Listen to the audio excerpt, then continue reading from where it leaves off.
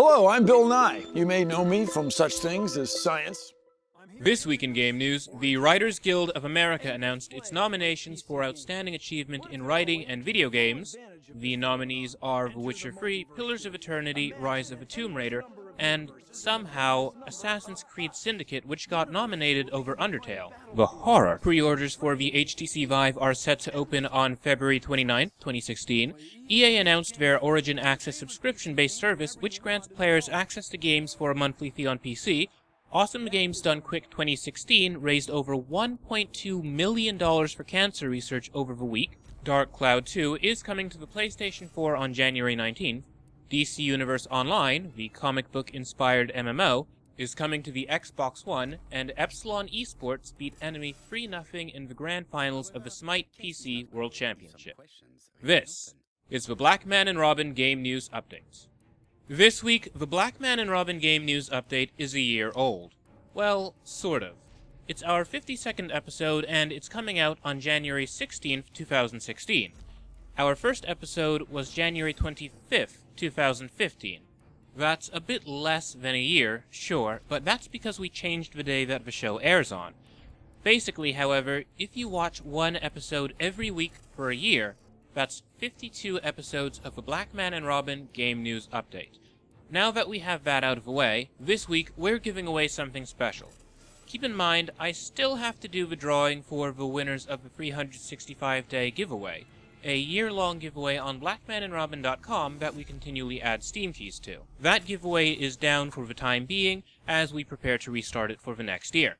Now, without further ado, in game releases this week, That Dragon Cancer came out on the Ouya, Mac, and Windows. Developed by the Green family, it tells the story of their son, Joel, who was diagnosed with cancer far too soon, and spent the 5 years of his life being loved by his family. Proceeds from the game are going towards cancer-related charities, namely the Morgan Adams Foundation, which funds pediatric cancer research and treatment, and Family House SF for San Francisco families undergoing medical treatment in need of housing. Speaking personally, this is a game that I've watched for a long time. Cancer runs in my family. I'll likely have it one day. I've seen what it does to my loved ones and their lives, and I wouldn't wish it on anybody. Because I've promised to make this episode of Game News Update special, I'll be giving away a copy of That Dragon Cancer. At the time of production, I've not yet played the game. Personally, I'm a wee bit occupied at the moment, and would like to go into the game when I'm not quite so occupied. That said, if you'd like to enter to win a copy, you can do so at blackmanandrobin.com. Look for the post titled January 16th, 2016 Game News Update. From there, entry will be very, very easy. Last week, a game called Punch Club was released on Windows, Mac, and Linux. This week, it got an iOS release. Here are our first thoughts. I wasn't exactly sure of what to expect walking into Punch Club. I knew that the game had been beaten by Twitch users in a little under 48 hours, and I knew that it was some sort of management game involving a boxer. Having played a bunch of it, I must say that I am very pleasantly surprised. The management element of the game feels a lot more like a tycoon sort of game than anything else, but instead of pushing stats to make a company successful, you're trying to make a fighter stronger. The game presents you with a relatively open set of options. You can go to the gym and train, or you can go to work and make money to afford to be able to go to the gym. The thing is, however, you have a finite amount of time. Every action you take costs a bit of time, and no matter what you do, you will continue to grow hungry, tired, and your stats, your strength, your agility, and your stamina all degrade with time, hence you have to keep training in order to keep these up. This is what really makes Punch Club shine. Every one of your actions is consequential. When you do something, it really feels like you're doing something. This is in sharp contrast to a lot of other games where you feel like you're collecting things, and these things sometimes come in handy. For example, the issue that I take with most RPGs, let's say it's, an older Final Fantasy game, is that I almost never find myself using the money I've collected beating up weird monsters. Most of what I need to get through the game I wind up finding in chests or as random drops. In Punch Club, however, sure, there are the occasional random drops of things, but they're pretty rare. In fact, you're more likely to be randomly mugged for your money when you're going out to buy fancy gym equipment than anything else. What also surprised me about Punch Club was its story. While I found the gameplay to be in and of itself compelling, the story is also surprisingly good. I don't mean to spoil too much, but there is a secret underground fighting league that you find out about after impressing a certain character with your moves.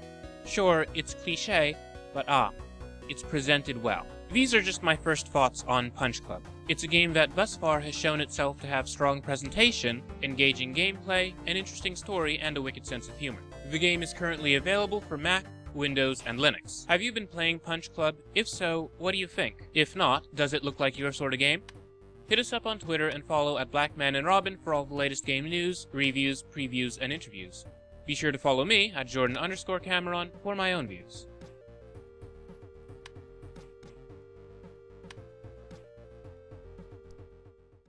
If you're into RPGs, the Banner Saga was re-released on the Xbox One and PlayStation 4 this week. Originally released on Mac, Windows, and Linux, the Banner Saga is an RPG in which you control a band of Vikings. Inspired by Norse mythology, the game was a huge hit on Kickstarter and was received well by both critics and players. The game is a strategy RPG in which your choices actually do matter to the outcome of the story. In addition to having great writing, however, the Banner Saga has a gorgeous art style, fantastic music by Austin Wintory of Journey fame, and particularly compelling gameplay. If you enjoy the Fire Emblem or XCOM series, check out the Banner Saga. Also, be sure to hold on to your save games. The second Banner Saga game will be a continuation of the first, and save data from the first game will carry over. Hence, your decisions will continue to have an effect on the game. Lionel City Builder 3D, Rise of the Rails, was released on the Nintendo 3DS this week, and it looks interesting. As you may have surmised, it's a city-building game centered on trains. I'm not a train enthusiast, but I'm quite aware of the Lionel brand of model trains, which this game is licensed around. And somehow, at the time of production, I can't find any reviews of the game. It's a city-building game on a handheld console. You'd think it'd gain more traction, and yet somehow it hasn't. Perhaps it's just too niche to gain attention? That's a very real possibility. Then again, I can't think of any model train enthusiasts who don't like spending money on things, so I'm a little surprised that they're not spending money on this game. The other game release on a Nintendo platform this week is actually a re-release of a Game Boy Advance game on the Wii U Virtual Console. Metroid Zero Mission is a traditional 2D Metroid game. Originally released in 2004, you play as Samus Aran on a lone mission to infiltrate the planet of Zebes, stop Mother Brain, save the galaxy.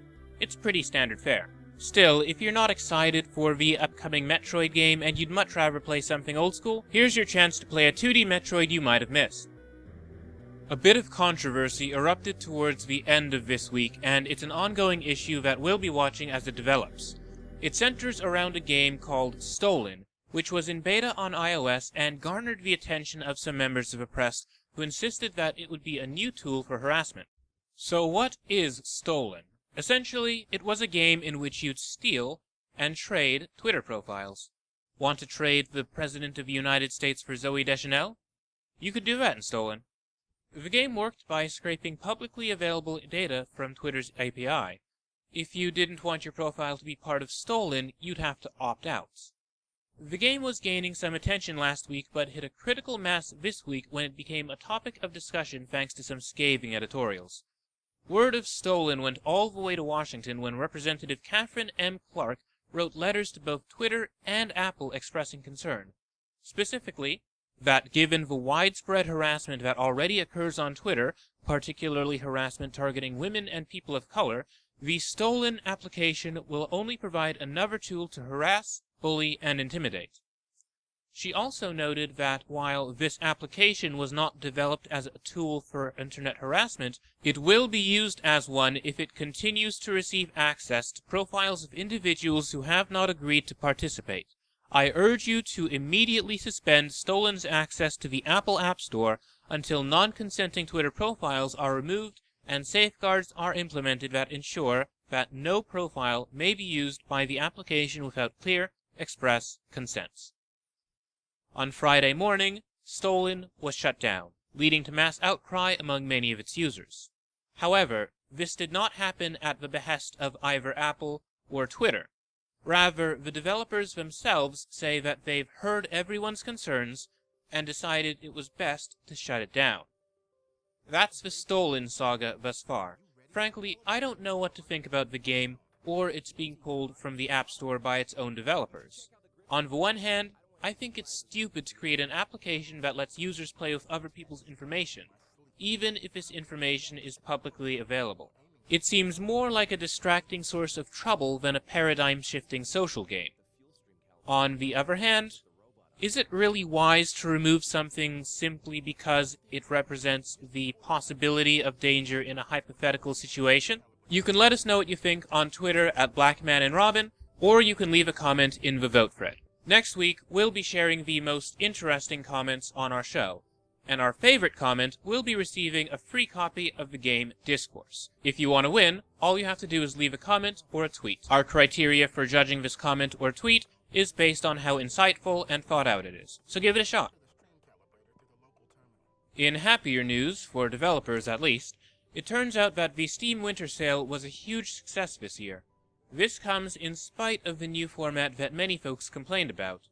In fact, it seems that the new format is the reason it succeeded. In previous years, there were daily deals, community choice sales, and flash sales. It was during these sales that occurred during the sale that you could receive even deeper discounts on a game, and there were the occasional gamified elements, such as unlocking certain achievements in certain games in order to get deeper discounts on other things. These sales in this style were generally successful and generated a lot of traffic for Steam. This year, however, things have changed. There were no more daily deals or community choices. The flash sales were gone too. Instead, every game had a set price during the sale, and this meant that people weren't constantly checking the homepage to see what games were on sale. And yet, the sale was an even bigger success this year, according to a report released by Valve. So, what happened this year? Valve incentivized users to browse the discovery queue by offering them digital trading cards for checking out the queue.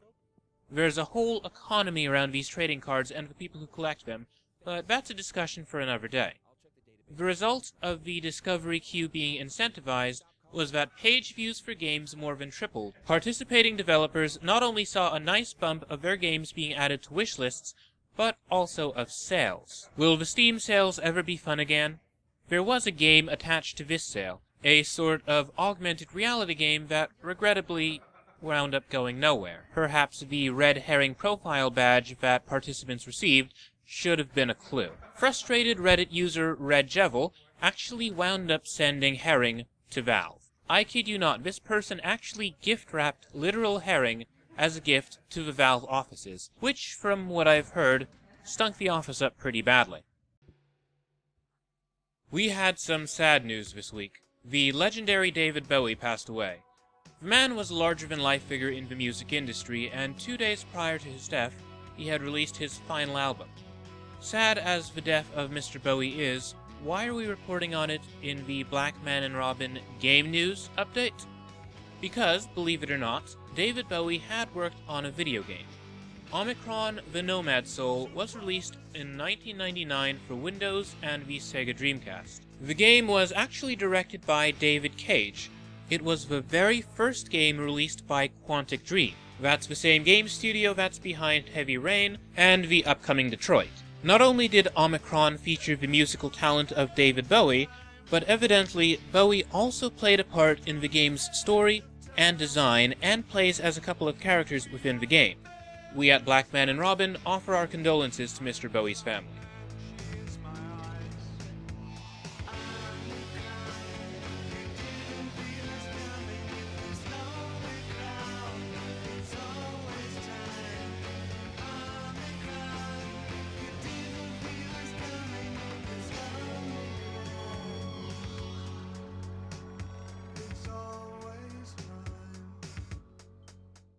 Fresh gameplay footage has been unveiled for the upcoming Dome City, which is currently on Steam Greenlight and looks pretty interesting. In development by the Hungary-based Overon Station, it's a first-person adventure game about a team of young space cadets exploring a seemingly abandoned city on Mars. Mind you, this footage is of a game that's still in pre-alpha.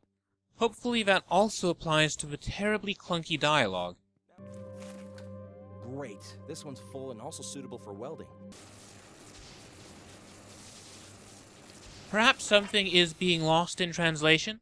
The game's based on István Némér's novel The Secret of Dome City, which was published in 1982 in Hungary. In addition to being released on PC in 2017, there are also plans to port the game to Xbox One and PlayStation 4. This week, TinyBuild unveiled 4 games that they'll be showing off during PAX South 2016. This publisher of rather unusual indie games gave us 4 very interesting-looking games to be excited for. The first that they unveiled this week was The Final Station. The official description of the game is that you travel by train through a dying world. You have to look after your passengers, keep the train operational, and make sure that you can always reach the next station. Along the way, you look for supplies, fuel, and other survivors of the plague that's hit humanity. As a big fan of FTL, Faster Than Light, I must say that this game is giving me a very similar vibe based on the trailer that's been released, and the gameplay that's promised. The Final Station is set to be released summer of 2016 for Windows.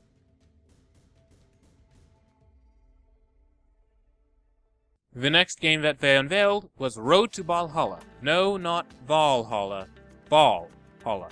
In Road to Valhalla, you play as a marble rolling around, carefully navigating your way through a beautiful, dangerous world. The game appears to be inspired by the NES game Marble Madness. I really like the style of it and the fact that it seems to have a sense of humor that's even coming through in the trailer. This funny, neon-lit puzzle platformer is set to come out sometime later this year.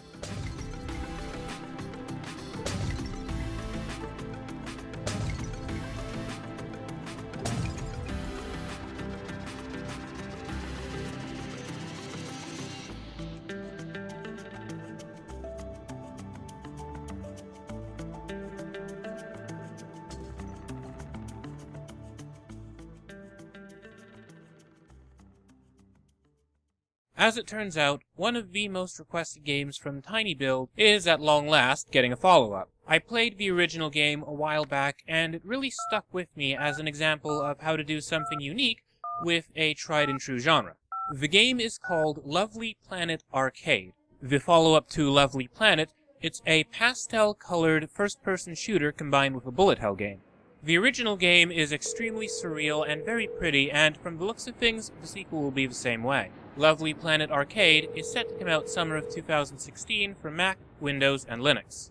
The last game that they unveiled this week may be the strangest. The notably cyberpunk Diaries of a Spaceport Janitor is, according to its official description, an anti-adventure game about picking up trash in an alien bazaar. You play as the janitor, an Alanisi woman, with a municipally subsidized trash incineration job, and dreams of leaving the planet of Zabran's rock far behind her. Essentially, you can run around, explore a spaceport, consume hallucinogenic eyeballs, and no, I'm not making that one up, and maybe find a way off the planet. Diaries of a Spaceport Janitor is currently in development by Sunday Month.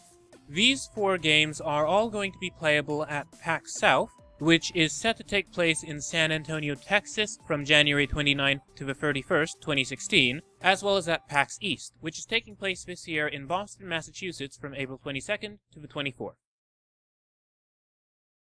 A new trailer has been released for the upcoming Ratchet & Clank game. This new game is based on the upcoming movie that's based on the other games. It's weird, and we're hoping it works. Ratchet & Clank is set to be released April of 2016 for the PlayStation 4.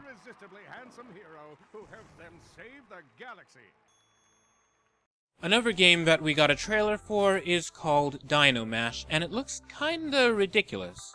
It's dinosaurs versus trucks. I mean, I'll be honest, it's a combination that caught my attention. Dino Mash is coming to iOS and Android in February. Another game trailer that caught my attention was for a stealth puzzle game in which you control a pair of characters simultaneously. Think of it as a single-player co-op game. The game is called Semispheres, and it's in development for Mac, Windows, and Linux. Semispheres is set to hit Steam Greenlight sometime soon. You can follow the developer at Vivid Helix on Twitter for more updates on this upcoming title. A first trailer has been released for Budget Cuts. It's a virtual reality stealth game for the HTC Vive, currently in development by Neat Corporation. We don't have any word on a release date, but it looks very interesting.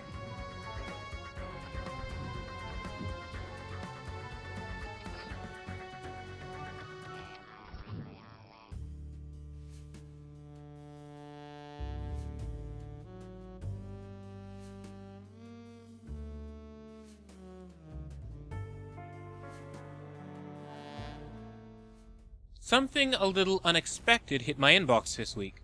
Gemini Heroes Reborn, a game based on the NBC show Heroes Reborn, which won't be getting another season, is a first-person action game in which you... Is that BioShock? No, wait, sorry. It's a game in which you play as Cassandra, Okay, that's basically BioShock. Sorry, this game looks unnervingly like a PS2 version of BioShock, down to the injections, and it's really kinda strange. Anyway, developed by Phosphor Games, you play as college student Cassandra, who evidently has superpowers and will use them to save a friend, fight bad guys, and time travel. Time travel being a thing that BioShock Infinite introduced. Coincidence? I think not. Gemini Heroes Reborn is set to be released on Xbox One and Steam on January 19, 2016, and sometime in February for PlayStation 4. I'll be honest, I think the game itself looks a bit rough around the edges, and the elements that are basically BioShock might not be helping its case for the sake of originality. What do you think? Let us know. You know our Twitter.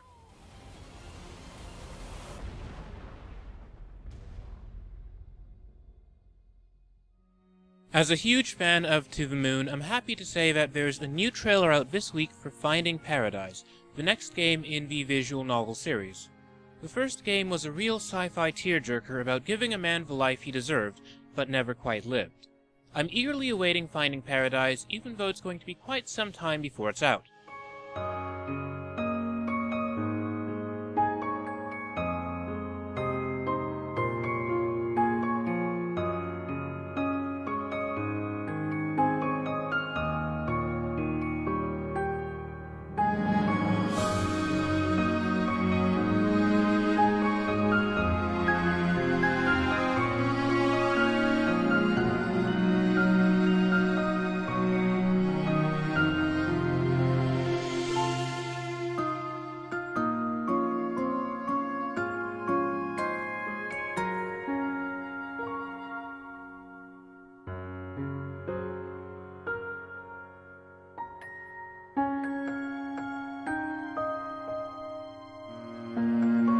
Well, that's it for this week's episode of Game News Update. For all the latest game news, reviews, previews, and interviews, be sure to follow at Blackman and Robin on Twitter. You can also follow at Blackman and Robin on Instagram. You can follow me at Jordan_Cameron for my own views.